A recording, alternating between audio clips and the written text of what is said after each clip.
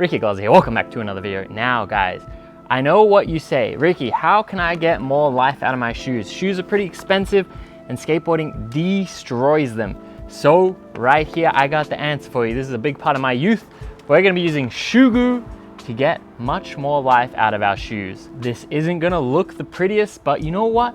We like skate. We don't really necessarily care how good or bad our skate shoes look. We're not trying to make them look as pretty as possible. We're trying to get the most life out of them, shred on, have some fun, get some cool tricks. So that is exactly what we're gonna do today. Purely function over fashion. So you can get shoe goo on Amazon for about $9, but you can just get it in a bunch of stores. I think even Target sell it. I'll hit you with the Amazon affiliate link in the description. If you do buy it from there, it's the same cost to you, but it does help me out and I get a little bit of a kickback, so it's kind of like a win-win for us both. You can actually get it in clear or in black. I tend to go with the clear because I think it's more versatile and it's the first one that I've seen. It's kind of like the traditional shoe goo, so I always kind of stick with the clear, but the black is cool too. Now, one big misconception about shoe goo is that we're gluing the shoe back together. Now that is not necessarily true. The way that I kind of think about it, we're generating more rubber, more mass for the shoe to rip away, because when we skate, it naturally rips away the material, but we're creating new material that can rip away. Then if it rips away, we can keep putting more and more new material on. So it's basically, the way to think of it is like we're putting on liquid shields over the parts of our shoe that are likely to get ripped. And they just keep putting the shields on, they wear down, we put them back on. So it really can extend the life of the shoes by a great deal. All right, so before we get started, make sure you're in a well-ventilated area like this.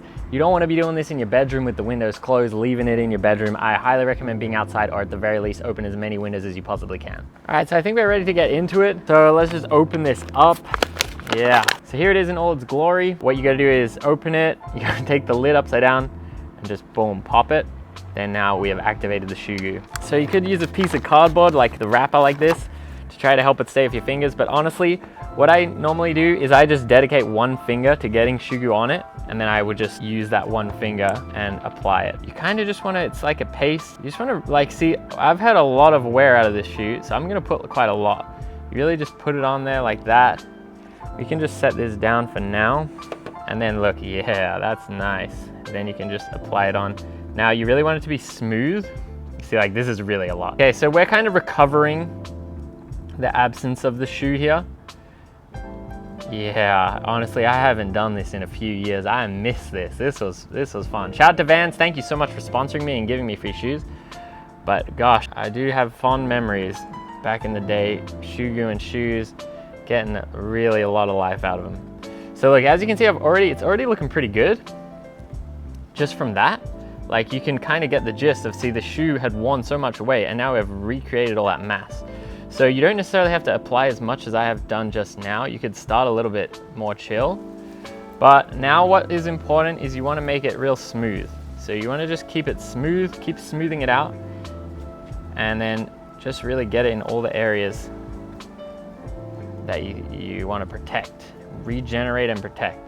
So honestly, I'm getting quite happy with that. You don't have to mess with it too much. So they see, like, that's really restored my kickflip right there. I'm regular, so that's what that worn away. You know, I think I'm ready to let that sit. Typically what I used to do as a kid is I would buy new shoes, I would skate them a couple sessions, because hey, I got new shoes, I'm hyped. I don't want to make them too ugly just yet.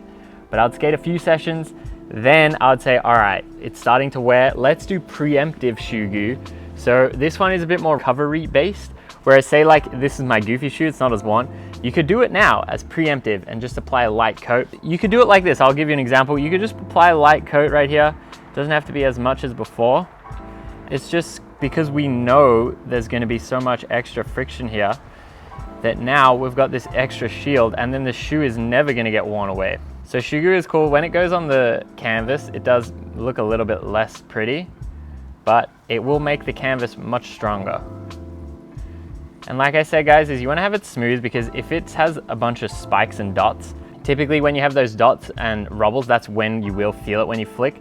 But if you make it nice and smooth, you're typically not going to feel it. But even if you do make it really uneven, have a lot of dots and bumps, once you flick a few times, it will tend to just completely disappear. So that's more of the preemptive style right there. Now, another thing that happens, you say, Ricky, my shoe is completely worn. There's a hole all the way through.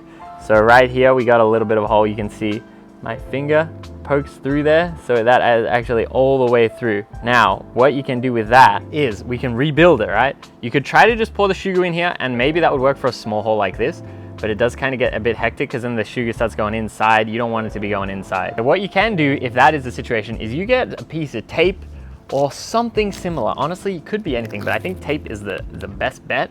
Get a little bit of tape and kind of make it the right size, and then we're just gonna put the tape on the inside like this. Okay.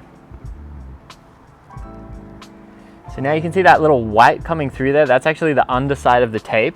So now when we pour the shoe glue on, it's not gonna just go through, it's gonna hit against the tape. And then on the inside, the tape is nice and smooth against our foot. I did this once as a kid, and I used a piece of cloth, and then the cloth dried all uneven, and it was real spiky. So then every time I would skate, it would be like spiking, stabbing into my foot. And I was like, dang, if only I knew to use tape, it would have really helped me out. So see, we can just go right over the hole like that, and the tape is just holding up super nice. So you can see we did the shoe glue not very long ago, and it's already kind of like not drying, but just like taking a bit of form. So typically what I used to do as a kid is I would do this in the evening, let it dry overnight, and then come back the next day. You probably maybe could get away with skating it the same day, but I tended to never do that. So like, that's pretty good right there. I'm pretty hyped on that. One other thing that I used to do as a kid when I used to get really desperate, what would happen is I would know I need these shoes to last 2 weeks more, then I'm gonna have enough money to buy the next pair.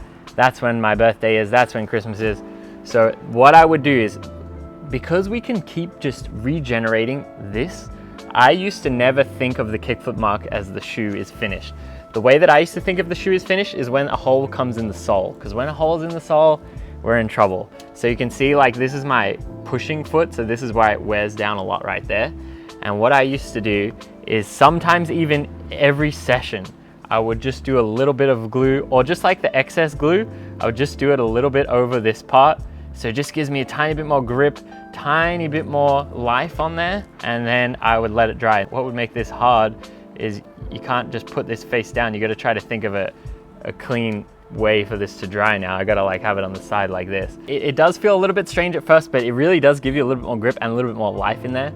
If you put too much on the bottom, it might like peel up, but if you just put a little light coat, I think it extends the life. But it's up to you guys, you know. And see, these shoes I did right now, this was kind of a minor repair. This one was pretty big, but you can really bring a lot of life back into shoes. Like if they're completely dusted, you can really bring it back with shoe glue. That's why it's so powerful. Literally $9, and you can get like another whole 2 months out of your shoes. That's awesome. Another thing you can do is put it on the laces. So what I would typically do for that is maybe you want to tie the laces a bit tighter and try to figure out like where it's going to hit, and then put it on the laces there.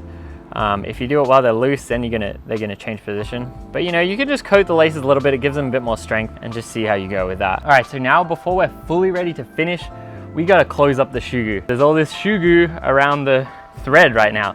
So you really wanna make sure that you clean that properly. I just got a wet paper towel here. You really wanna clean off the thread, because otherwise it's gonna get sealed shut, and then you won't be able to shoe glue anymore. But see, look, we did one pair of shoe, it barely used any of this. And like, we were kind of not being that conservative either. You could even be more conservative and just really like save it. Really try to just clean this thread. See, it's not that easy. Even as an expert shoe gluer, I'm still making a mess right now. So yeah, you really want to clean that, then seal it. Really like make sure it's feeling good, that it doesn't feel like it's gluing together. And then boom, set them outside, let them dry.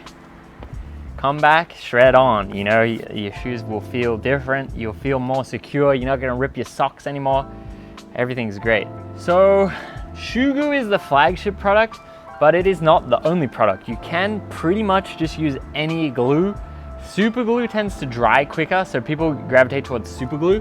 So I got some random super glue right here. I believe it is actually Gorilla Glue, but any kind of cheap super glue will be the same. And what you can do with that is literally kind of the same thing, except the main difference is it's not really gonna give as much mass on the sole right here. It's just gonna give a little bit, but it is good. You know, it is worth it. If this is all you got, definitely go for it. Like what I was saying with the laces, these ones, super glue will protect the laces really well.